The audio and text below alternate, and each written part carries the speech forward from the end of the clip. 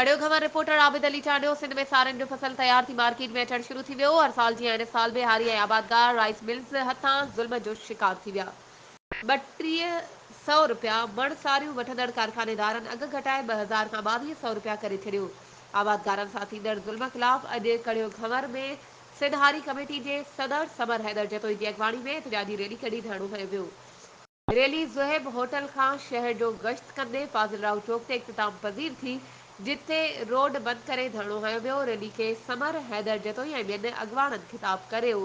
Rally में वॾे अघ में हारी ऐं आबादगार शरीक थिया। हिननि जो चवणु हो त गैर क़ानूनी कटौतियूं बंदि करे सारियुनि जो अघु 4500 रुपया मुक़ररु कयो वञे। ॿी सूरत में हारी तबिको ख़ुदकुशियूं करण ते मजबूर थी वेंदो। हुननि वधीक चयो त सिंध हुकूमत आबादगारनि खे नुक़सान ॾेई हिननि जूं ज़मीनूं ख़रीद करे इन्हनि खे कंगाल करणु चाहे थी, जेको सिंध हारी कमेटी बिल्कुलु बर्दाश्त न कंदी। आबादगार ऐं हारियुनि सां हर मसइले ते गॾु बीही करे हिननि जा मसइला हल कराईंदासीं।